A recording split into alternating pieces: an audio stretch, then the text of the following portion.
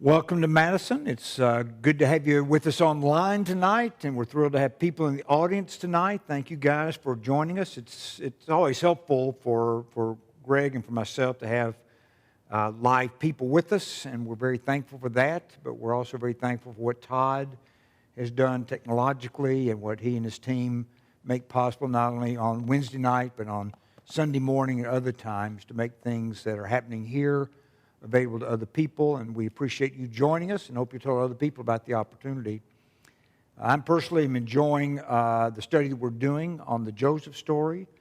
I really like teaching with Gregory, and he's a very serious student, and I don't know which of us prepares more during the week, and so I'm just very, very thankful that it's kind of a shared interest with both of us to work with the text, to be thinking about it, and then to sit down together and have a conversation on the text. Now, last week, Greg, we were in Genesis 37. We didn't finish up the chapter. We got a long way, but I think, as I remember,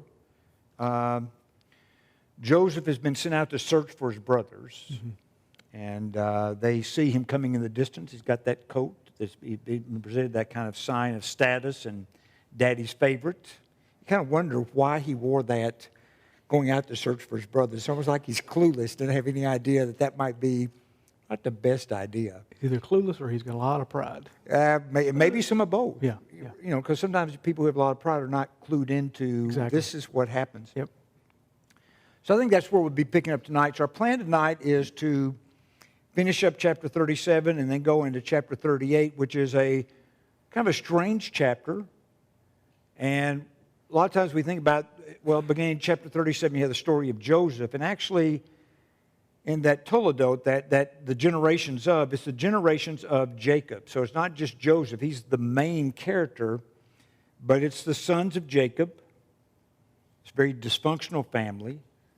And as Barbara pointed out last week, all families are dysfunctional, but let's just admit, some more so than others. So really, my family had some dysfunctions, but compared to this, we were really good. But one of the nice things is that you see in this story, just like you did with Jacob's story, the transformation of character. And a lot of what's going on in the Genesis story is to see the character of people being transformed and moving in a direction, because in Genesis chapter 3, part of what becomes clear is that humans made in God's image have rebelled against God. So instead of pursuing God on the line which He had made clear to them, this is the way you do it, we've been setting up kingdoms ever since and relationships ever since in rebellion against God. And so you see that with these people that God's calling, but you also see God will use, very often it's situations of suffering and difficulty and challenge to begin to change and transform the heart and the character of people. And so if what you're expecting is to find Genesis, or really anywhere in the Old Testament, great heroes and perfect characters and all that, they're kind of hard to find, except for when you go to like a children's Sunday school class where you do the flannel graph. Sometimes the stories seem really nice. You go, well, that'd be a really good person to have as my next door neighbor. But when you start reading closely, which we're both trying to do, you see that God's message is even more deep.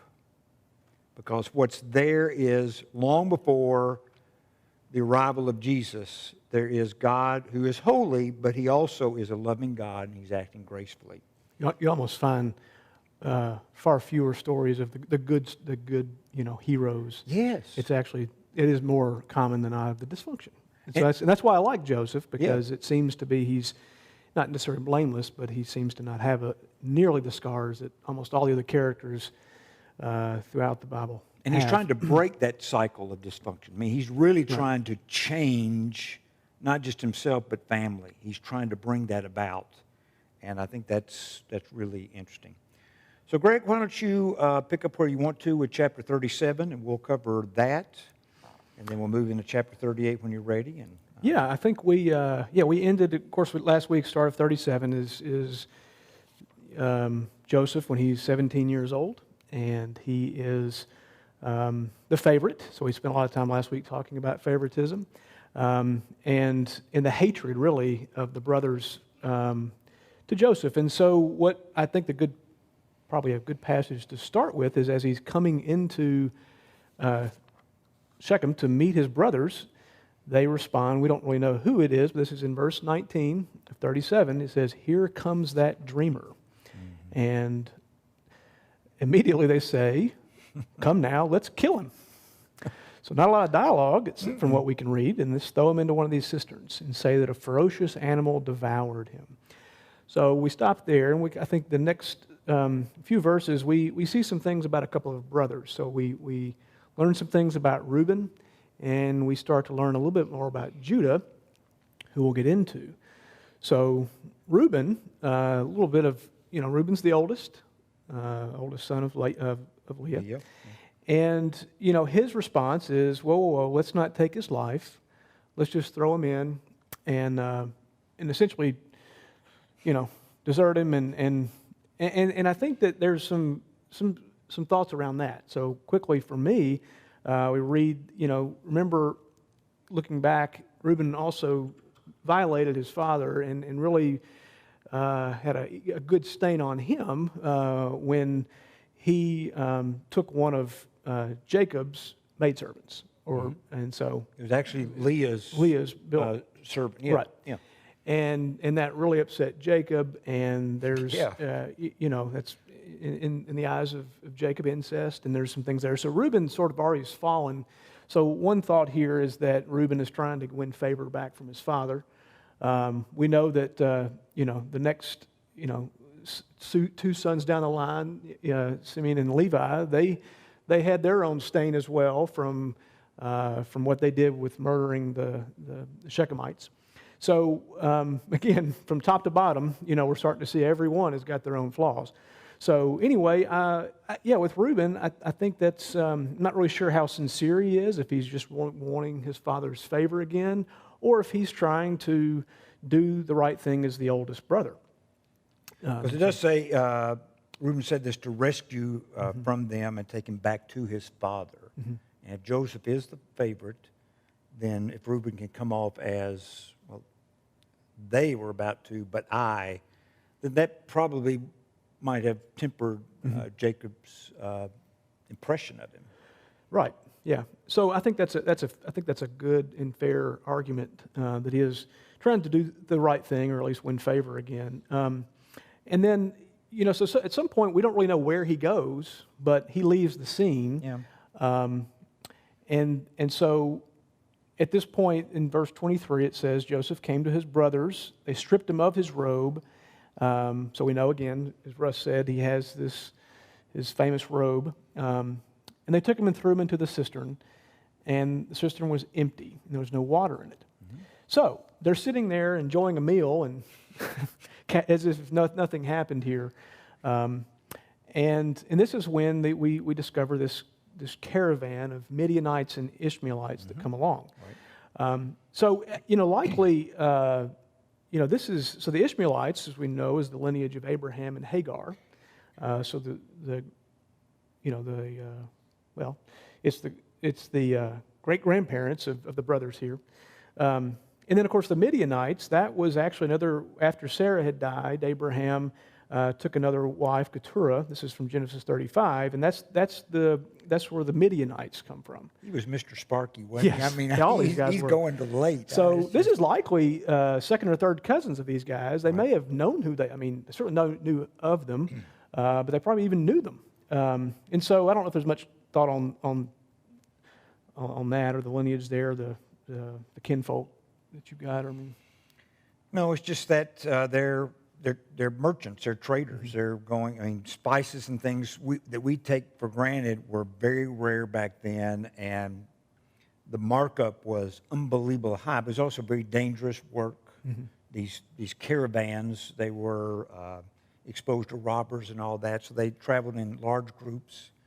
And so you got this group going, and that's where one of the brothers comes up with an idea.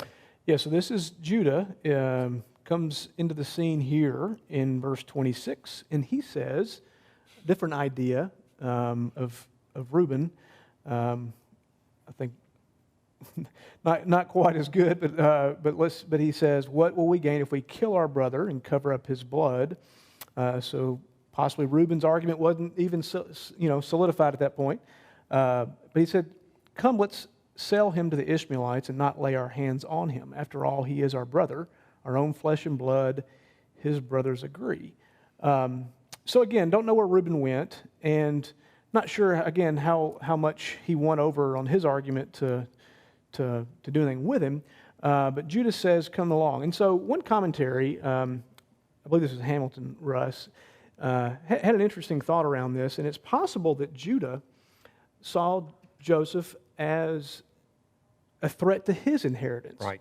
And so, like I just said a minute ago, you've got Reuben who's already fallen, you've got Simeon and Levi, so the second and third, they've fallen from grace. Right. And so here's Jacob, the fourth in line. Judah. Judah is the fourth in line. And so it's a good argument, I think, to say that he sees Joseph as a threat. And so if he can get rid of Joseph, the favorite, then he might take over the blessing, in which we've spent a lot of time talking the last several weeks about the blessing. Especially given family stories, because he knew the story of Jacob and Esau. Right. And he saw that, he saw about Esau, that the one you think is going to get it doesn't, because there's deception involved and all that. So it looks like he may be engaged in trying to manipulate this and come out on top. Yeah, so I think we'll move through this pretty fast, but I think so at this point they go ahead and sell the brother for 20 shekels. The price paid, numerous research here says that was equivalent to about 2 years of wages, so it wasn't small change. At the same time, we know that Jacob and his family were wealthy, so you split that up 10 ways, not a lot left over. So I don't think they did it for the money. I think that's probably a fair argument there, don't you think? Mm-hmm. But they just did it. And so they sold him for 20 shekels of silver. And then Reuben comes back onto the scene wherever he went, and he says he returned, and this is in verse 29, and he tore his clothes. Yeah. And I think there was some legitimate sorrow there. Either he lost his shot to get back in favor of his father, or he knew that he failed again and had to deal with that. And so... So it says, he says, the boy isn't there. Where can I turn now? Then they, there's a lot of theys here. We don't really know who is speaking and who's got the largest voice, but it's possibly Judah. That's my own opinion about this. It says they got the robe, slaughtered a goat, and dipped the robe in the blood, and they took it back to their father, and they said, we found this. Examine it to see whether it is your son's robe. Is there any chance that it's not? It's kind of an odd. I think the they probably means all the brothers, because what you don't want to do is be doing something that somebody else is going to go home. That's not really what happened, Dad. Yeah. So I think the they're all involved and engaged in this. And it's interesting because in the story of Jacob and Esau, Rebekah, they kill a kid, and she prepares that meat. And they put the skin of that on. So you have this deception going on here, all those kinds of things. I think he wore Esau's clothing. And so you have this whole kind of a cluster of meaning as people are being deceived, story after story after story, with all that going on. And that notion of basically, so do you recognize this? And we'll see that picked up in the next. That's right. An important story. Point, right. Yeah. Important word. Mm-hmm. Yeah. So obviously the father recognized it, and we know how that tore him up. Literally tore his clothes and put on a sackcloth and mourned many days. And they tried to comfort him, and he refused to be comforted. And no, in mourning will I go down to the grave with my son. So his father wept for him. And the end of this chapter just says, meanwhile, the Midianites sold Joseph in Egypt to Potiphar, one of Pharaoh's officials, the captain of the guard, and kind of scene cut there. And you kind of expect the next chapter. So if you're not familiar with this, you expect to turn the page over and continue. But instead, it's the cliffhanger. So it's like one of those, episodes you've seen where something really bad happens, you cut the commercial and you come back and it's a different scene that's going on there, and you go, wait a minute, what? I want to know. But they're trying to keep you there. Mm-hmm. And I think that's a part, it's more than that going on, but I think that's a part of what's going on here is it's a dramatic story. He's got us hooked, but he's going to bring another line into that story. I also think it's interesting when you look at, what do you think the brothers thought would be their father's response to all this? Do you think they thought that, well, we'll get rid of this favorite son and our lives will be better? Do you think they thought that? Do you think they really anticipated how deeply he was going to grieve, and even though Joseph is now gone, he's still his father's favorite, and his father can't let go of it? So do you think their plan really worked? Well, I think this is a great story for how a lot happens with us with sin. We can get so steeped in our own hatred, so steeped in our own anger, we never think about the consequences, do we, until after we do it. So I don't think for a second that throughout all this, from the time they saw him to the time that they sold him, even thought, oh, how would our father feel about this at all? I think it was. It's again. That's how it just rolls and gets bigger and bigger, and the lies get bigger, just like everything else. You tell one lie to tell another lie. Yeah. I don't think they thought about it at all until the very end, and that's when Reuben, maybe Reuben, if anyone, had some forethought about what this might do to my father, but the rest, no. And then obviously they did the best they could with what they had, and I'll be honest, again, with that thought, I don't even know if they had much remorse at that point, because they certainly don't want to see their father upset, but their master plan was achieved. They got rid of their brother. I mean, they were eating lunch when Joseph is down in the cistern, right? Yeah. So there's let's have a snack here. We'll discuss this later, and then they have that action, and I think they're not at this point not guilty. I think later in the Joseph narrative, you see that they've not been able to get all this out of their head. That's right. They point back to that scene and say, well, what we did, as they're talking to, they don't know it's their brother. Consequences. And they talk about what they did to their brother. So before we move on to chapter 38, let me just ask, because I know you've thought a lot about this. One would be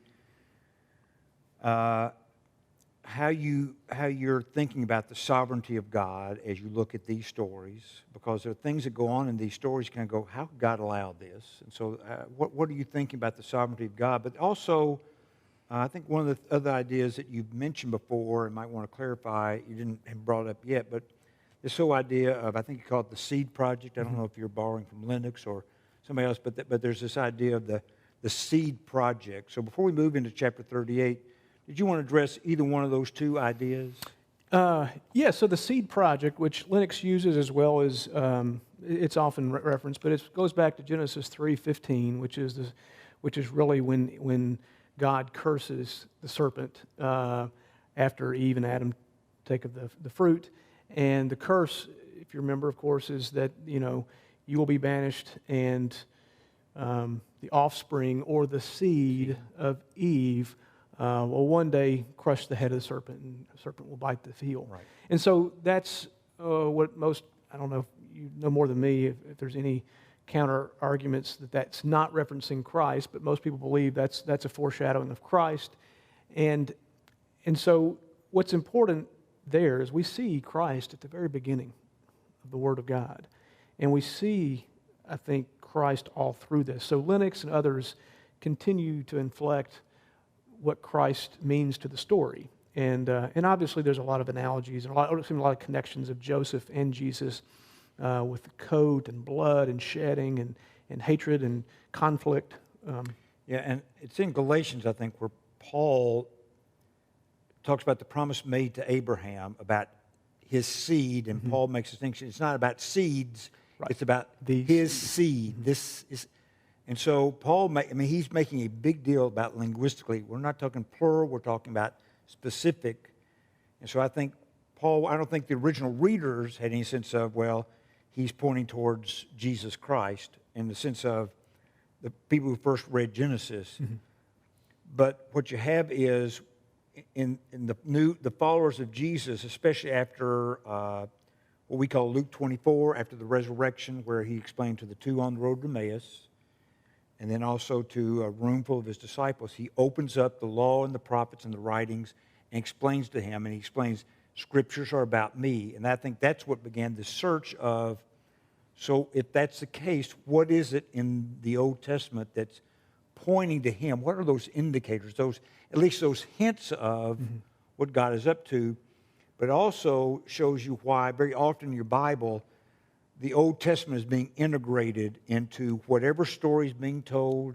It was the mind, it was the world in the head of the Jewish community. And Jesus was born as a son of Israel. He was born in a Jewish community, and there's a way they thought about the world that was shaped by Scripture. And so, yes, I think the idea of Scripture kind of bearing witness, the Old Testament. Now, anything else about the sovereignty that you wanted to mention? Well, I mean, of course, we continue to see, and we've talked about week after week, God is using not just those within the line of the seed, if you will, with the Israelites and this family of Jacob, but he continues to use those outside. And we'll see that, of course, in 38. But I think that is so intentional. Of God doesn't leave anyone out, and we'll get into widows but those who are outcast, those who are outside, in terms of sovereignty.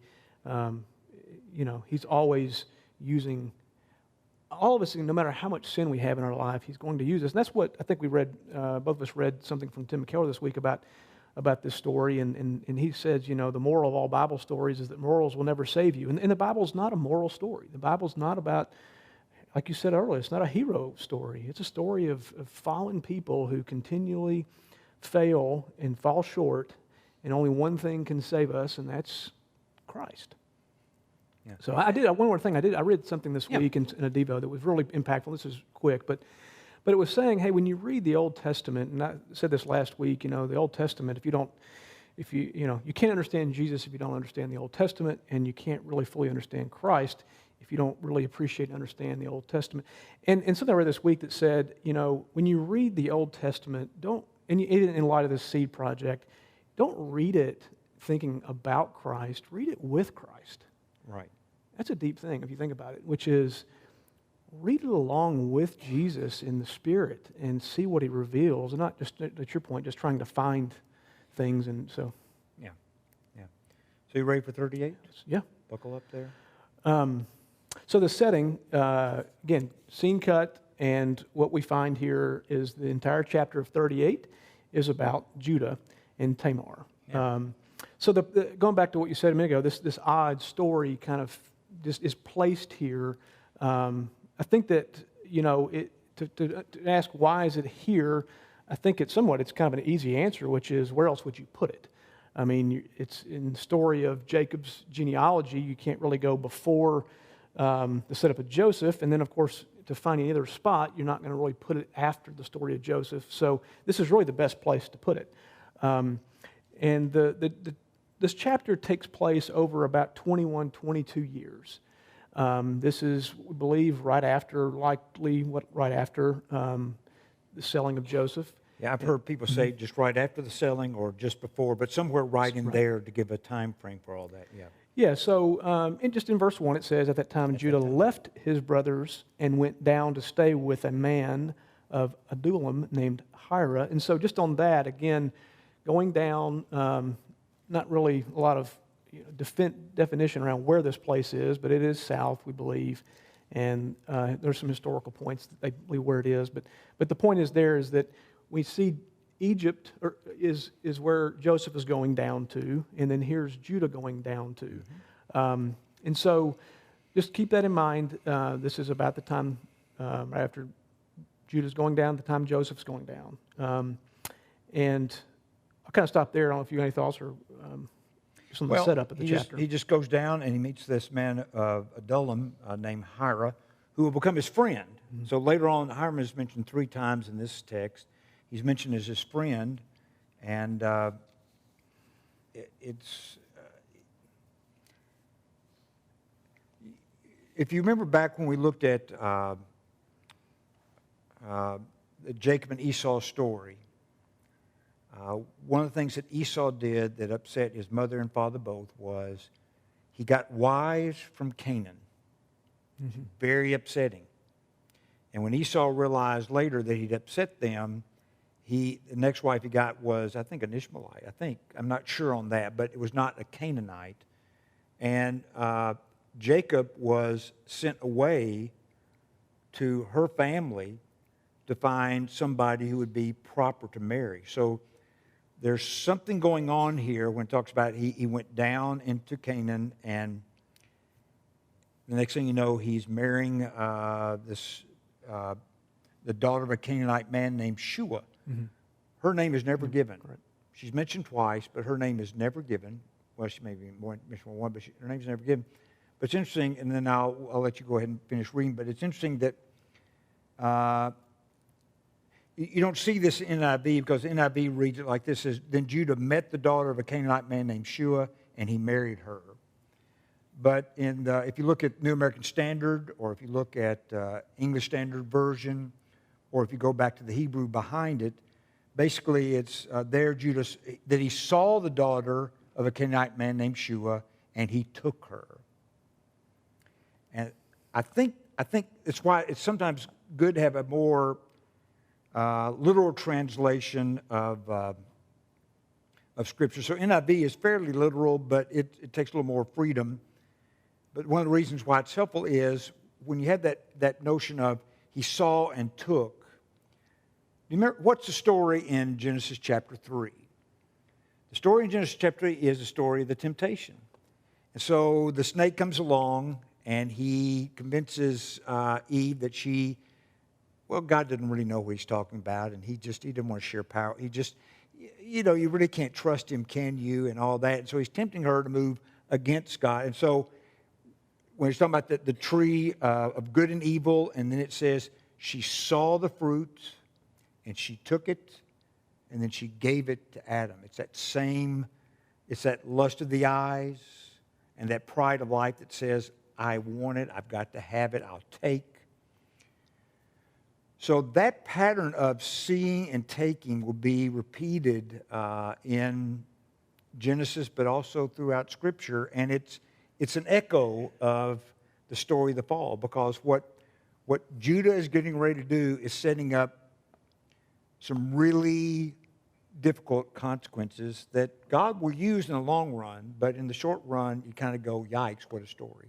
So we'll go ahead, or? Yeah, and I will say, too, because I think we've spent far more of our time talking about everyone but Joseph the last couple of months, but it's important because all these stories are so integrated into Joseph's story. So I will say, before we move forward, is that we will find things that parallel back to chapter 37 as well as chapter 39. So just keep that in mind, that Joseph is here. We don't see his name anywhere, but I believe he's here for a reason, in a contrast to Judah. Right. And Judah's already, he played that role in the decision in the last chapter, and in the coming chapters, he's going to play a big role in the Joseph story. And so, once again, seeing those kinds of links, and that's why it's really important for us to not just read 4 chapters in the morning, because I got to get through my Bible reading.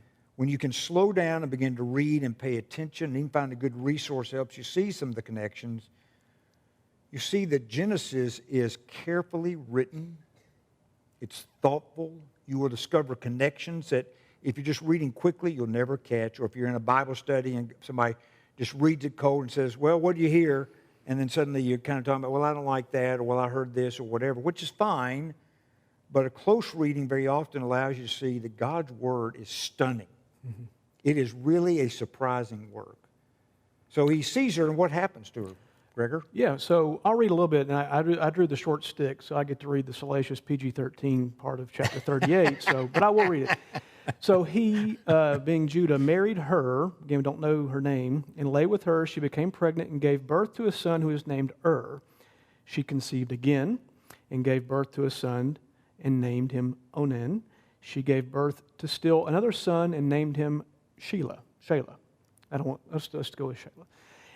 It was at Kezib that she gave birth to him.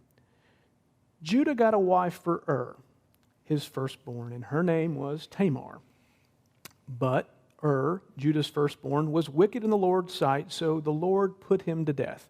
So we don't know what he did. Don't know what he did. But this is the first individual that is essentially taken out or killed by God for evil behavior. Yep. Now, we know of others, with Noah and those, but this is the first individual, single person that God killed. And again, go ahead. One of the things I think it was Waltke in his commentary, but he pointed out, which something I never would have gotten because I don't know Hebrew. But spelled backwards. So that's what spelled backward is the Hebrew word for evil, Yeah. which I just find really fascinating. Now maybe it's just chance, but the fact that he's also described as being so wicked, and one of the things. So start paying attention. So he was wicked. God took him, and I think one of the issues it's raising is what kind of father was Judah? Mm-hmm. How thoughtful was he with his sons? Because it looks like his sons are boys that have some issues, I'd say. But they're probably young. They're probably, right. You're getting married back then in the teenage years. So it's not like they are mature and all that. They're kind of a teenage psychology and whatever. So that's going on. So, but still, the way the narrator says he was wicked and God took him. Right, and maybe the reason why we don't know what he did is because, again, the focus needs to stay on what Judah's going to do. Right. Then Judah said to Onan, the second son, "Lie with your brother's wife and fulfill your duty to her as her brother-in-law to produce offspring for your brother." But Onan knew that the offspring would not be his, so whenever he lay with his brother's wife, he spilled his semen on the ground to keep from producing offspring for his brother. What he did was wicked in the Lord's sight, so he put him to death also. So let's stop there. Let's stop there. Yeah. Obviously, we know what he did wrong, and maybe other things wrong. And well, okay, so I'm not sure everybody understands what is this about brothers marrying brothers' wives. So this is the Levirate marriage. It's Right. not from Levi. That's not where the term comes from. It actually comes from a Latin word, levir, which just means brother-in-law. So that's where the word comes from, or the term comes from. So it's not in the New Old Testament. Now this is similar but not exact with the law of Moses. So there are a couple of differences to it, but we know that this is the same law that carries on. And even to Jesus' day, we know there's the Levirate marriage is in play. Do you remember where? Yeah, actually in all three of the four Gospels, the Synoptic Gospels, these are mentioned. So in Matthew 22, Mark 12, Luke 20, this is when the Sadducees come to Jesus and want to talk about marriage. And it's their test case about resurrection. And so you could stretch on this to say if there's any connection back to this story. I think that if anything, that Jesus ends those lessons back to the Sadducees with talking about what really, what's really important. And he talks about, that God is the God of the living, not the dead. And so, for me, I look back at this, and this is a story about life. This is a story about transformation. And so anyway, I think that's an interesting connection. So, but as I understand the law, part of the idea behind the law was you want inheritance for each son's family. Right. So when was killed, she was childless, and so the idea of Onan now marrying her, so that firstborn from that, if she'd gotten pregnant, that firstborn would have been considered not Onan's son, but the son of and he would have received that portion of the inheritance. And so what it sounds like is going on when it talks about Onan and his birth control technique there, it says he knew that the child would not be his, so whenever he slept with his brother's wife, he spilled his semen on the ground to keep from providing offspring for his brother. So it looks like he is concerned about, well, if she has a son, then that means I'm going to get less of the inheritance. Right. And so he's kind of calculating that. So instead of being faithful to the family and loyal to his brother, instead there's this kind of competition with the brother, and the thought of inheritance becomes a big... So once again, you go back to the Jacob and Esau story, inheritance as well as birthright, all that's playing a part of all this. And so even here, there's that dynamic going on there. And Did you want to say anything else about Onan? The only thing, on this, nothing more on Onan. We've said enough, I think. But this is also, we'll continue on, but this also just pointed out this is the same Levirate rule with Ruth's marriage to Boaz. Ruth and Boaz, yeah. So, and we'll talk about that, but I think that's also important. So there's a foreshadowing as well to what's going on. So just point that out. And I'll just say along with that, Boaz is going to be related to this family line. Right. So what we're seeing is that what this story is setting up is preparing you for something that will happen many, many years later. So we come back to Judah and we see what his reaction is. And so then he said, this is verse 11, Judah then said to his daughter-in-law Tamar, live as a widow in your father's house until my son Shelah grows up. For he thought, this is important, he may die too, just like his brothers. So Tamar went to live in her father's house. So, a couple thoughts is, one, Judah, I think there's, back to and why the law was there is likely because of, protecting those who were widows. I mean, in this culture, you're not going to be able to go out and get a job, if you're a widow, and certainly not someone who's now twice over. So this is going to put, Tamar in a bad spot. So in some way, in part of this law, it's really on the father-in-law's responsibility to take care of the daughter-in-law. It's not the father of the daughter, it's the father-in-law of the daughter's responsibility. And so that's a key point because Judah is to take care of her. But what does he do, Greg? Well, I think there's an impression that he is going to give that he will continue to take care of her, but Shelah's the youngest. It's possibly he's 13 or 14 years old. Or maybe even younger, yeah. Maybe even younger, so he's going to tell her to wait it out until he's old enough. Where's she supposed to wait? In her father's house, not with him. That's right. Yeah. So he's kind of turfing her back to her dad, and maybe she'll forget. Maybe she won't. Right. Because she's not going to be in his tents, his household, around Shelah. Instead, he's moved. So there's a sense in which he is supposed to now have kind of headship over the entire family, but he's going, go back to your dad and wait. Yeah, and his thoughts are shameful in that it was really either when he says that he may die too, being the third son, just like his brothers, either he's blaming what's happened on Tamar. I think so. Two of his sons have died. Right. Or been with her, Or he doesn't want to accept the fact of his own irresponsibility as a father, and see what he can do to separate or to shield, maybe even shield himself. So that's we're not finding much good quality here about Judah, and it gets worse, much worse. So we keep going. Yeah. So after a long time, Judah's wife, the daughter of Shua, died. Don't know how long. Doesn't say how long this is. When Judah had recovered from his grief, he went up to Timnah to the men who were shearing his sheep, and his friend Hira, the same individual in the first part, the Adullamite, went with him. So I don't know if there's anything else in this one, but other than, again, from the time passage, again, this chapter is about 21, 22 years.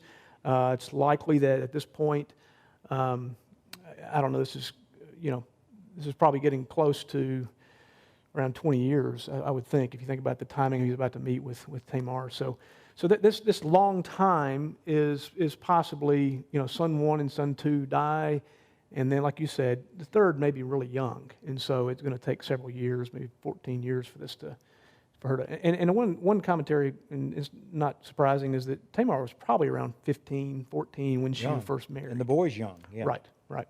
Yeah. So at that point, when Tamar was told, well, before we go there, real quick. Yep. So when you went to shear sheep, that was kind of a time for rejoicing. Right. Yep.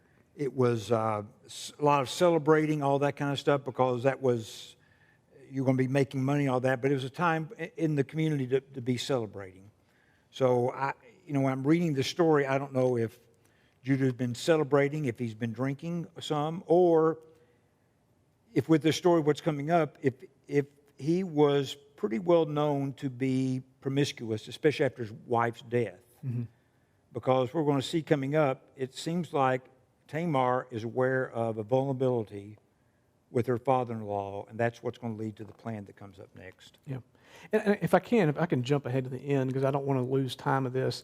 Just back to Joseph.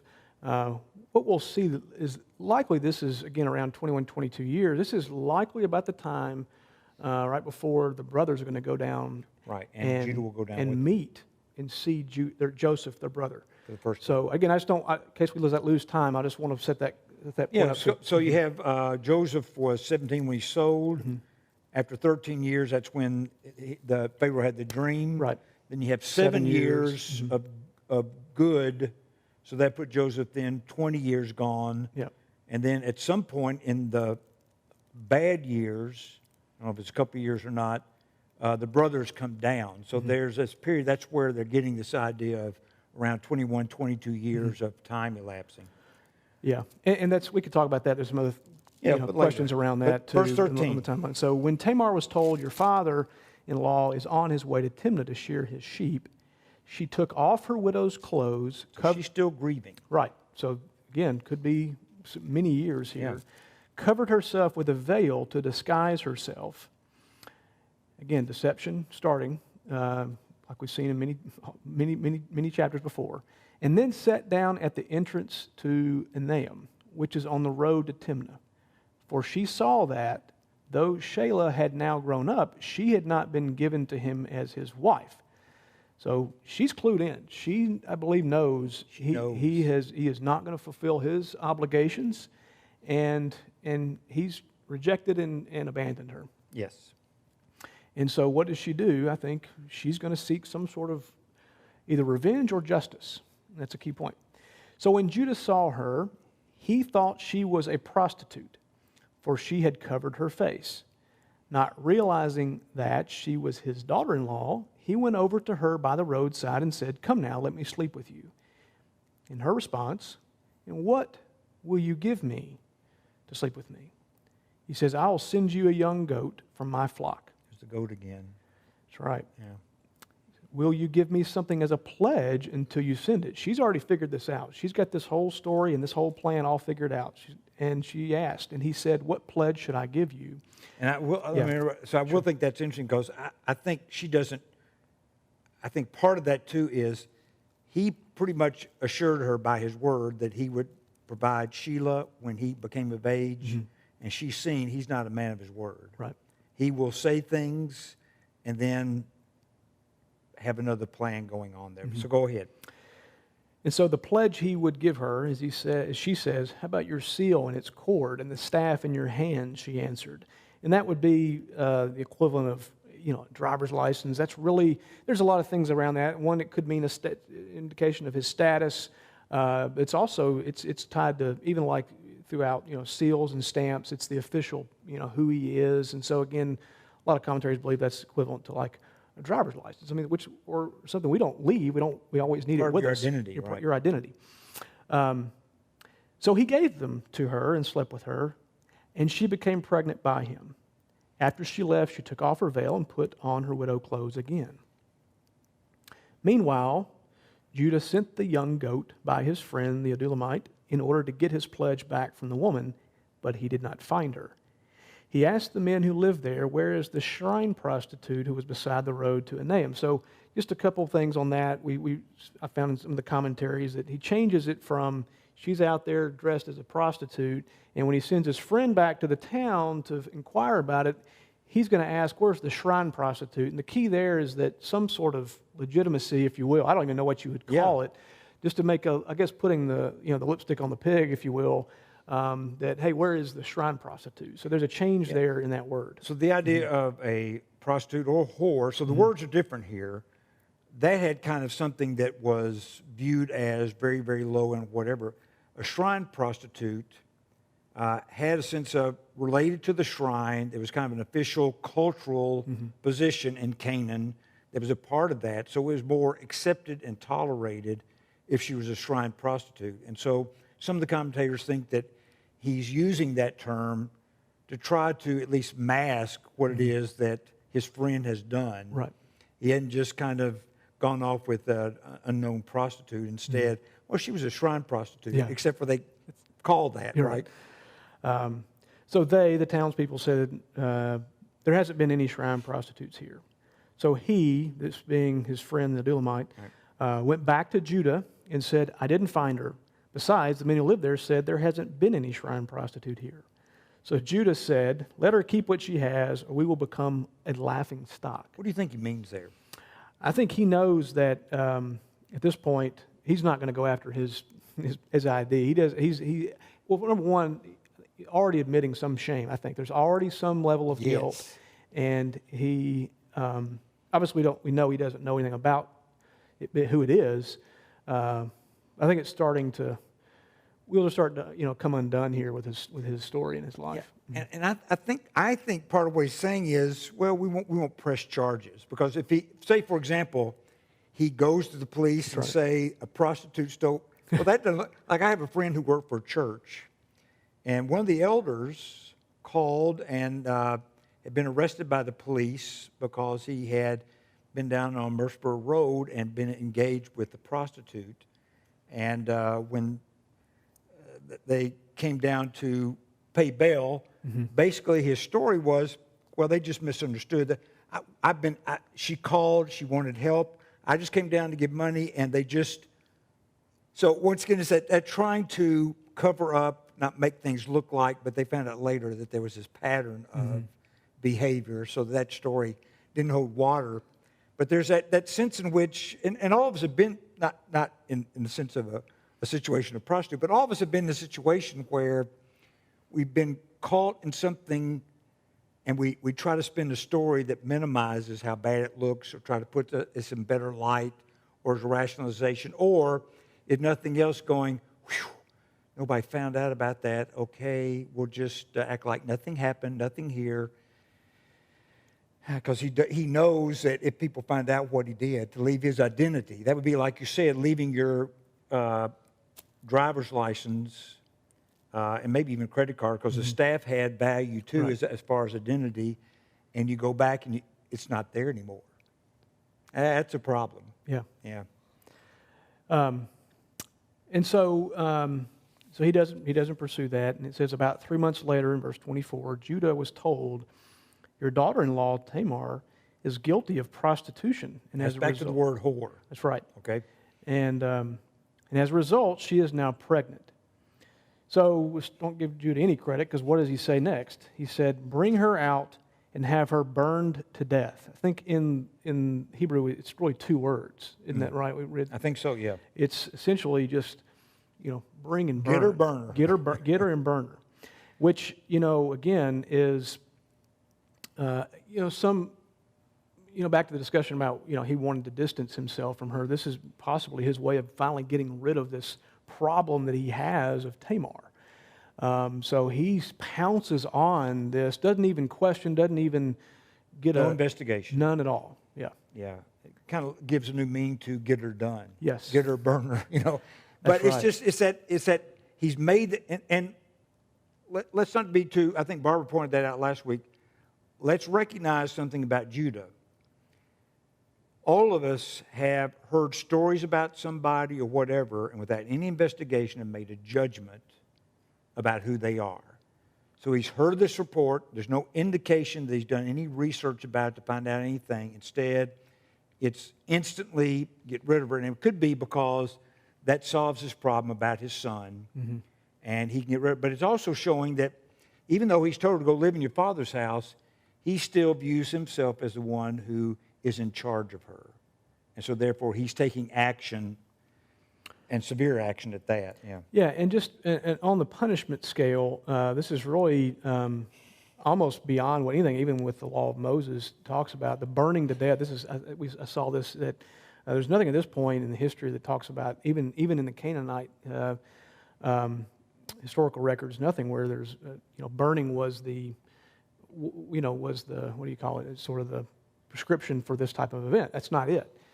So anyway, he's going extreme here. Yeah. And now comes the surprise moment. Right. And so, and again, I believe Tamar had all this planned out on some level.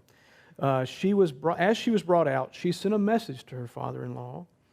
I am pregnant by the man who owns these, she said. And she added, see if you recognize whose seal and cord and staff these are. So I'll go ahead and read this. So Judah recognized them and said, she is more righteous than I, since I wouldn't give her to my son Shelah, and he did not sleep with her again. So a lot of things here.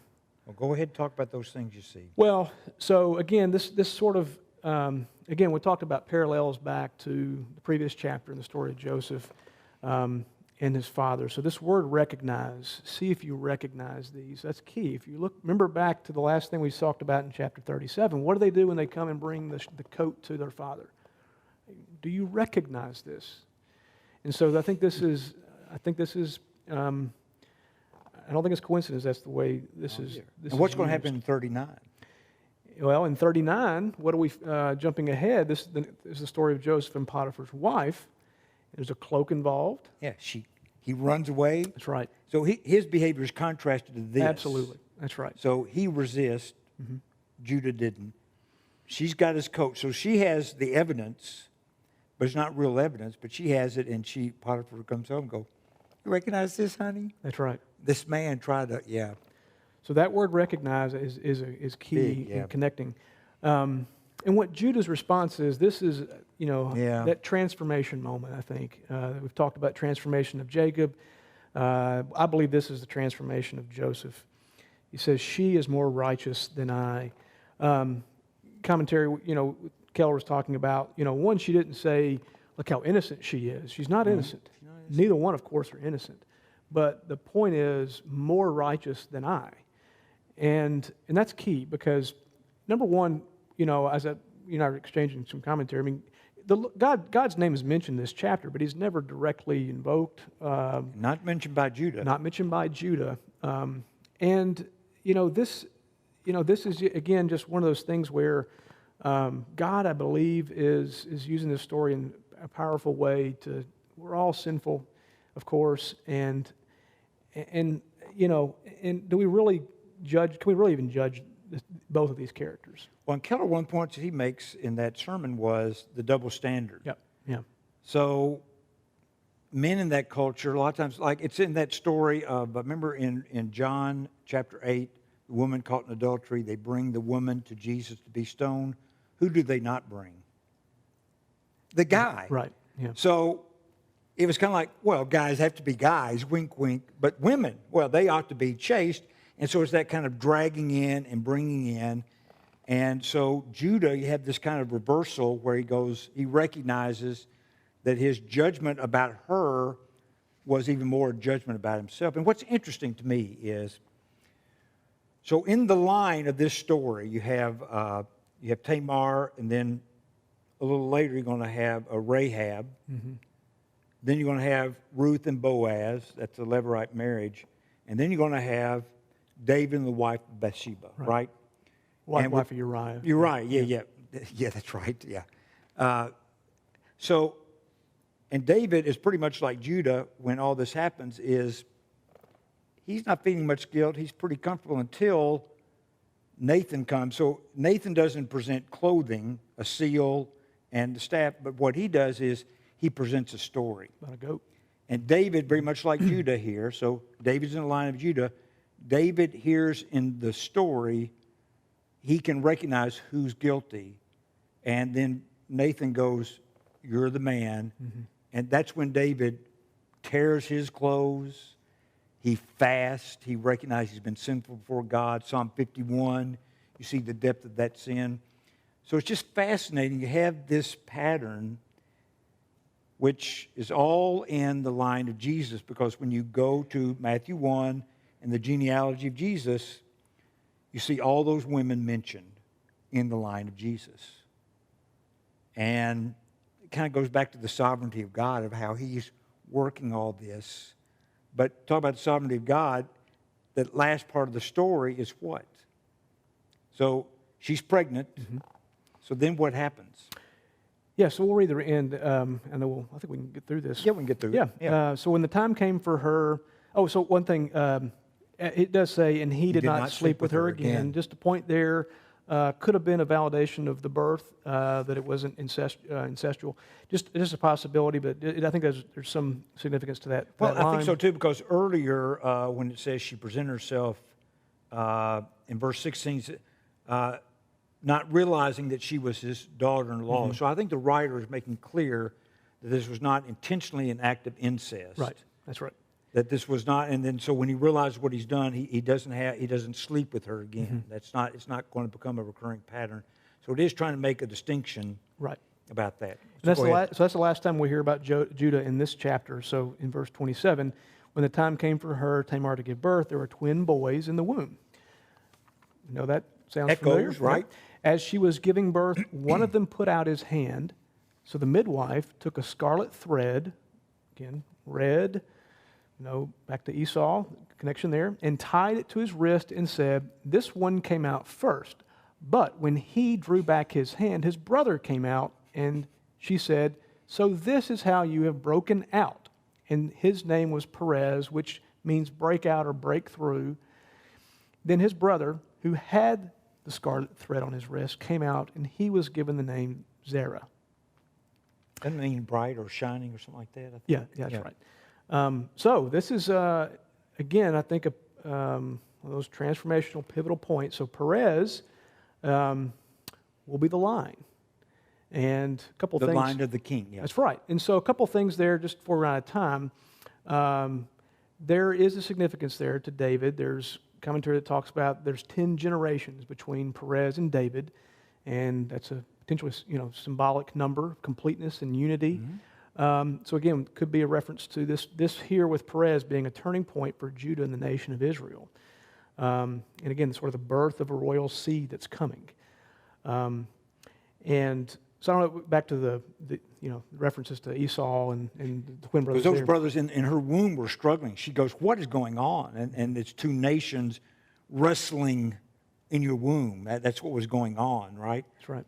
And the younger will serve, the older will serve the younger, which once again turns things upside down, which is also here because the fact that Zerah got his hand out first, the marking was to know who was the older son because there was tremendous attention paid to firstborn.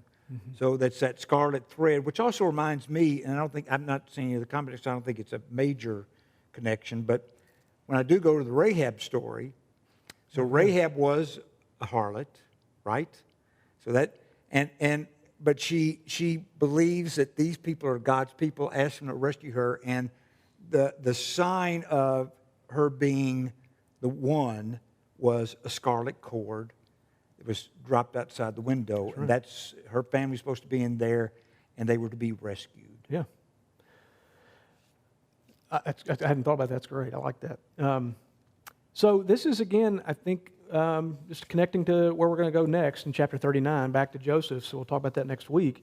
Remember, like I said a minute ago, about this time is likely in the timeline as this story ends, roughly 21, 22 years is possibly right before he's going to go down.